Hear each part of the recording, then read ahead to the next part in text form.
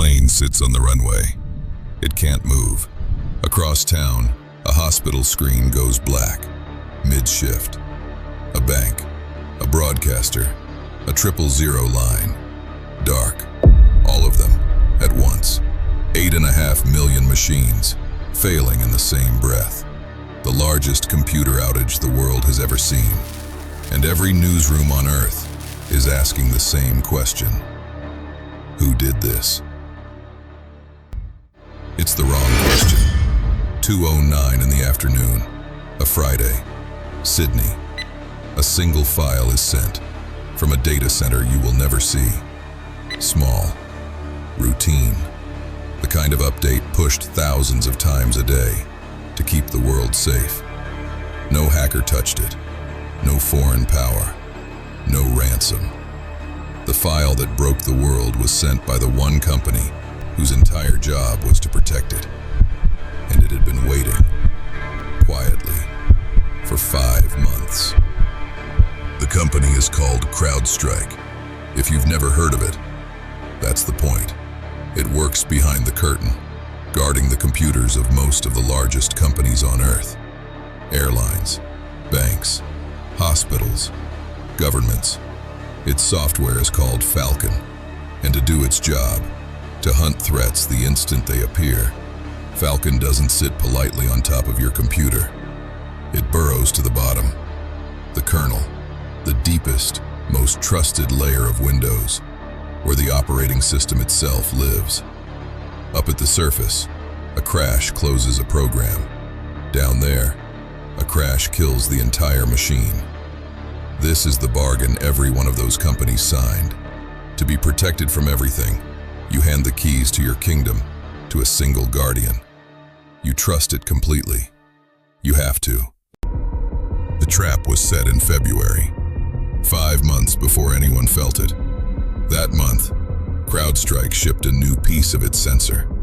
Buried inside was a template, a form, waiting to be filled in.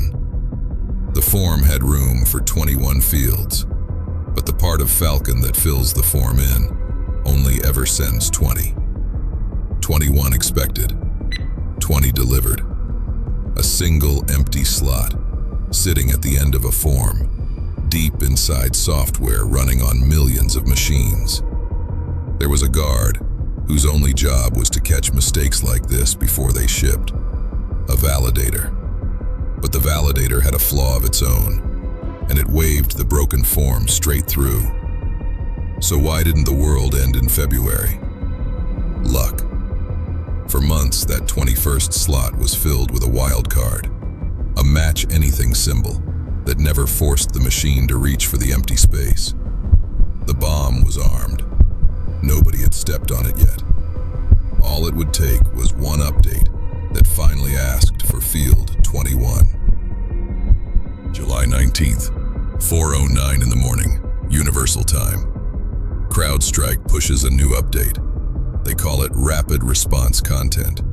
Small, fast, sent straight to the world to counter the newest threats. No slow rollout. No test group of a few machines first. Everyone, at once. And this update, for the first time in 5 months, asks the machine to read field 21. The machine reaches for a value that was never there. It steps off the edge of its own memory. Down in the kernel, there is no second chance, no program to close, no error to shrug off. The operating system does the only thing it can. It dies. The screen turns blue, then the one beside it, then 10,000 more. It rolls across the planet with the morning. Australia, then Asia, then Europe, then in America waking to a world already broken. 8.5 million machines, flights grounded, surgeries canceled, newsrooms off the air, checkouts frozen, emergency lines silent, not hacked, not attacked, switched off by the software meant to keep them safe. Here is the cruel part. CrowdStrike found the mistake almost immediately. 79 minutes after it began, they pulled the file, stopped sending it. It didn't matter. The machines that already had it were gone, caught in an endless loop, dying, rebooting, dying again. Never awake long enough to be fixed from afar. Every single one had to be healed by hand.